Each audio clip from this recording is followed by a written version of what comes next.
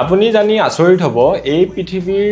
100 কোম্পানীৰ যদি আপুনি চাবলৈ যায় তাৰ 90টা কোম্পানীয়ে কিন্তু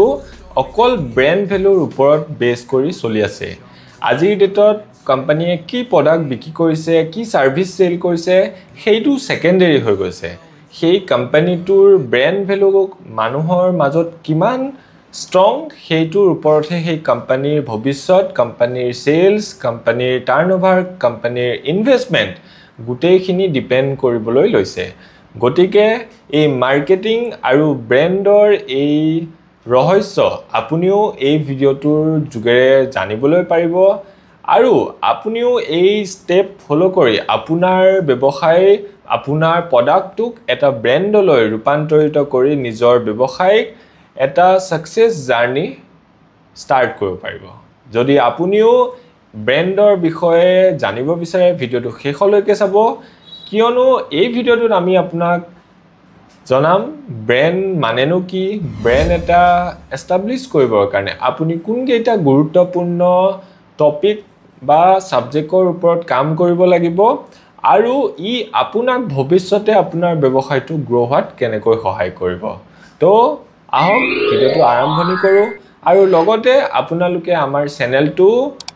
সাবস্ক্ৰাইব কৰি বেল আইকনটো দবাই ৰাখিব যাতে এনেকুৱা ধৰণৰ ব্যৱসায়িক ৰিলেটেড ইম্পৰ্টেন্ট টপিক বিলাক আপোনালোকে এই ভিডিওৰ মাধ্যমেৰে জানিব পাৰে আৰু এইবোৰ নিজৰ ব্যৱসায়ত ইমপ্লিমেন্ট কৰি আপুনি আপোনাৰ ব্যৱসায়টো গ্ৰো কৰিব পাৰে এতিয়া জানো আহক যে ব্ৰ্যান্ড এটা কিয় ইমান ইম্পৰ্টেন্ট এটা ব্যৱসায়ৰ কাৰণে ব্ৰ্যান্ড মানে এটা লোগো বা এটা কোম্পানীৰ নাম নহয় ব্ৰ্যান্ড হৈছে সেই কোম্পানী বা সেই প্ৰডাক্টৰ এখন ইমেজ যেটো কাস্টমাৰৰ মনত থাকি যায় সেই কাৰণে আপুনি যিকোনো এটা প্ৰডাক্টৰ যেতিয়া ব্ৰ্যান্ডৰ কথা মনলৈ আনে তেতিয়া আপুনি দেখিব সেই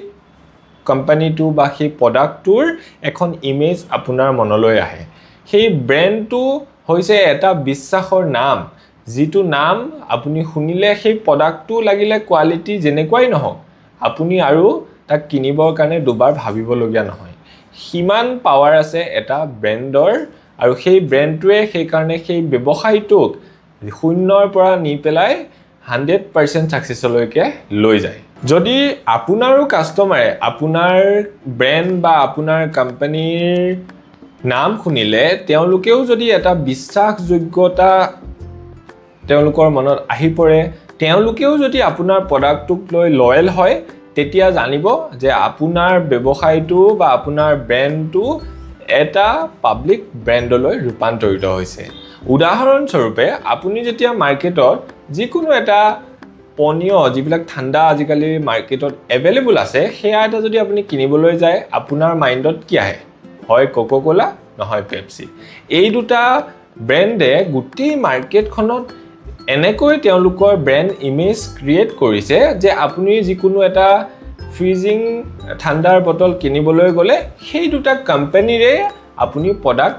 দেখিবলৈ পাব বা আপুনি নিজেও হলেও 90% সময়ত তেনেকুৱা এটা প্ৰডাক্টে কিনিব গতিকে হেনেকুৱা এটা ব্ৰ্যান্ড ভ্যালু যদি আপুনিও আপোনাৰ প্ৰডাক্টৰ ক্ষেত্ৰত গঢ়িব পাৰে তেতিয়া হলে আপুনি আৰু তাক লৈ চিন্তা কৰিব নালাগে কাস্টমাৰে নিজে নিজে আহি পেলাই আপোনাৰ প্ৰডাক্ট দোকানৰ পৰা বিচাৰি কিনি লৈ যাব গতিকে প্ৰথম পৰ্যায়ত যিকোনো এটা ব্যৱসায় আৰম্ভণি কৰিলে